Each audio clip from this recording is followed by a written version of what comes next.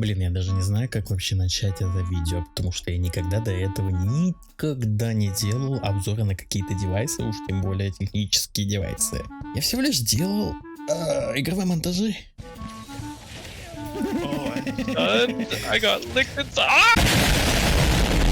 Окей, ладно. Я попытаюсь. По крайней мере, попытаюсь.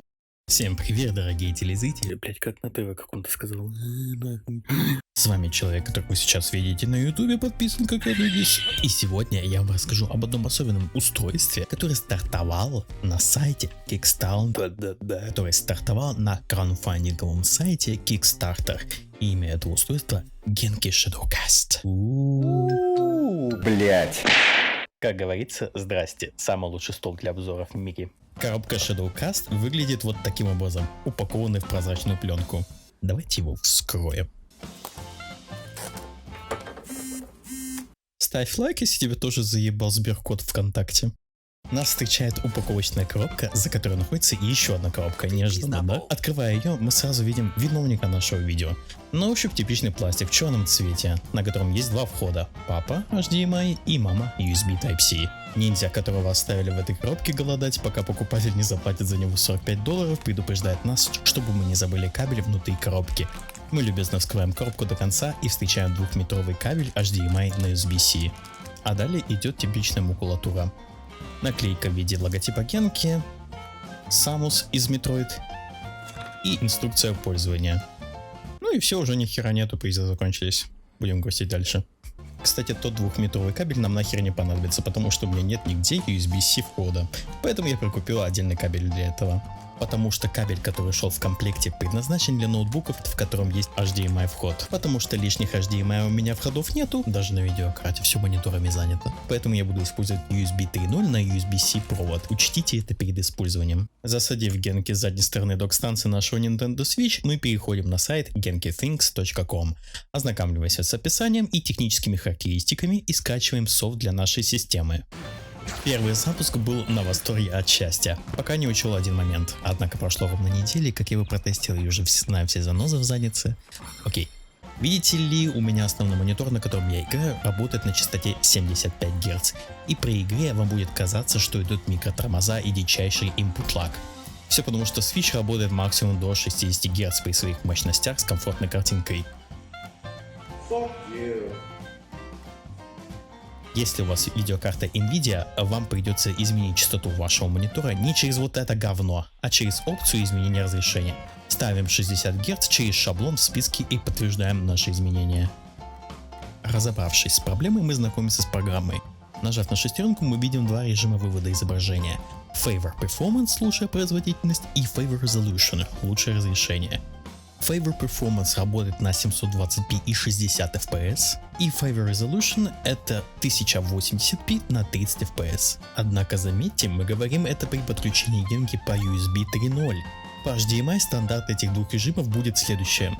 Лучшее разрешение это 4К и 30 fps, и лучшая производительность это Full HD и 60 fps, как говорит об этом сайт производителя Genki. Ну, естественно, на Nintendo Switch вы не можете вывести такое охренительное количество разрешения, как 4К, но не забываем, что Genki универсальное устройство, оно подходит как к зеркалкам, Xbox One, к PlayStation и другим консолям, так что Genki это не только Switch, если что.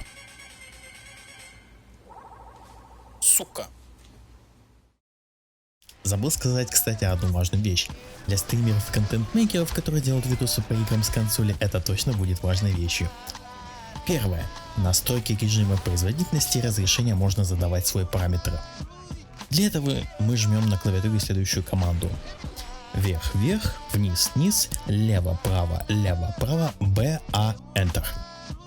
Тем самым вы разблокируете режим пользовательских настроек под свое разрешение и фреймрейт. Второе. Уважаемые стримеры и контент-мейкеры, не записывайте ничего, полностью раскрыв окно во весь экран. В противном случае вы похерите свою запись и будете бухать водку в синьке, потому что ваша 10-часовая версия летсплея застряла на первой минуте. Так как же тебе с таким недугом жить, о великий стример и контент-мейкер? Просто расширяй окно на монитор, но не расширяй его до самого конца, иначе последствия ты знаешь, какие будут. Кстати, о стримах. Генки я уже успел проверить на стриме по Monster Hunter Rise. Захватом приложения самым обычным образом, захватом окна. Генку иногда, кстати, может выебываться, и вместо своей любимой Switch ты можешь наблюдать свою красивую с будуна физиономию, если у тебя в ПК подключена веб-камера. Потому что Генки эмулирует вывод изображения консоли как веб-камера. Это я случайно заметил, когда открыл Discord, чтобы настроить вебку. Но такая хрень происходит, когда ты настраиваешь разрешение и фреймрейт, но никак во время процесса геймплея. В общей сложности я простримил Monster Hunter 3 часа. Я и мой лучший приятель по играм Борсом из Канады, с которым я познакомился в игре Final Fantasy XIV Online, который, кстати, и отправил мне этот Genki Shadowcast. Мы отлично сыграли в Монхан, и Генки отлично работала без всяких проблем с ее работоспособностью.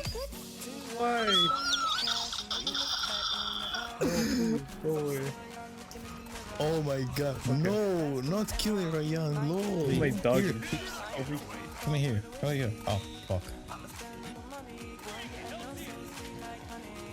Why you focusing on Toby? You need to focus on yourself, what the fuck? I said come here.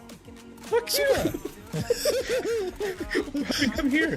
Why do you focus on Tommy Ganesh? You told me to go there, and then you asked why. Oh my god.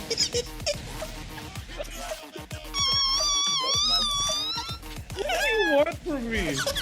What do you want?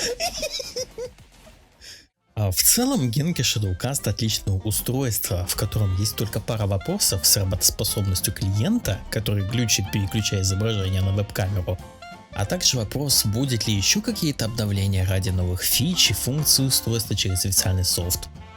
Я знаю, что есть карты захвата по типу Авермети и Эльгата, но, ребята, мы обозреваем вещь, которая стоит в 3-4 раза дешевле, а по качеству практически такое же. По крайней мере, записать летсплей или провести прямые трансляции с своими подписотами с любой консоли, она справляется на ура.